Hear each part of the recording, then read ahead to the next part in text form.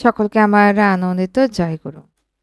পরম পূজ্যপাদ শ্রী শ্রী আচার্যদেব বললেন, মনকে আমরা স্থির করতে পারি না। সেই মনকে স্থির করার জন্য কি করতে হবে, এমনই একটি যাজন নিয়ে আসছি আজ।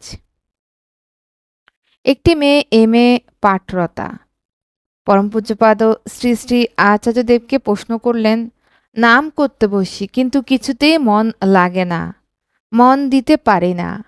পরম পূজ্যপাদ শ্রী শ্রী আচার্যদেব বললেন, মনের ধারণা হচ্ছে প্রবাহমানতা। তাকে কোনো কিছু খুঁটিনাটি বিষয়ে কখনো বেঁধে রাখতে যাবে না।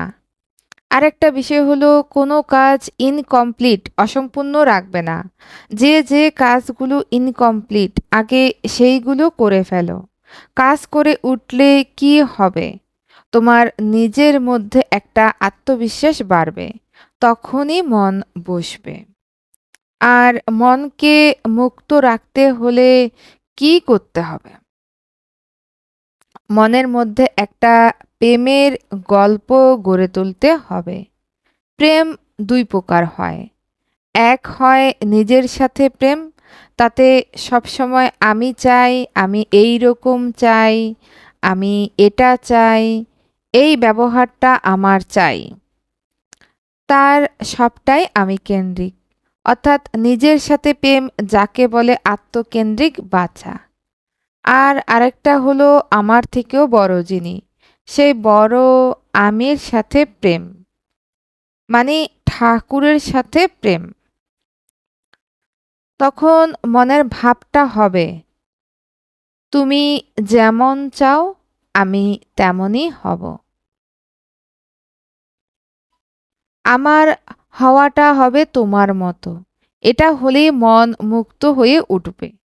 জীবনটাকে দেখবার দৃষ্টিভঙ্গিটাকে এইভাবে বদলাতে হয়, তাহলেই দেখবে সব কিছুর সমাধান হয়ে গেছে।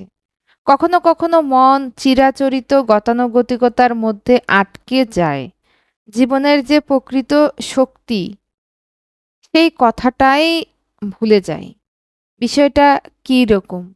ধরা যাক একজন ম্যাথর কাজ করছে, তার কাজ হলো দিন রাত মল ঘাটা। আবার একজন প্যাথোলজিস্ট, সেও কাজ করছে মল নিয়ে। তাহলে একজন ম্যাথর আর একজন প্যাথোলজিস্ট, এর মধ্যে তফাৎ কোথায়? যে ম্যাথর, তার কাজের মধ্যে রয়েছে গতানুগতিকতা। কি করে বুঝবো ম্যাথরের কাজটা গতানুগতিকতা? কারণ দেখো, ম্যাথর যে কাজটা করছে, সে চোখ বুজেও সেই কাজটা করে যেতে পারবে। কিন্তু প্যাথোলজিস্ট যে, তার কাজের মধ্যে রয়েছে ক্রিয়েটিভিটি, উদ্ভাবনী শক্তি।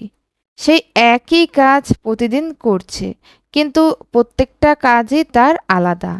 তাহলে এইভাবে বিষয়টাকে বুঝে জীবনটাকে গতানুগতিকতা থেকে মুক্ত করে তুলতে হবে। ক্রিয়েটিভিটির বিষয়ের সাথে নিজের মনকে যুক্ত রাখবে, তাহলে দেখবে তুমি সব পারছো। ঠিক আছে, বুঝতে পেরেছ? ভালো থেকো। পরম পূজ্যপাদ শ্রী শ্রী আচার্যদেব।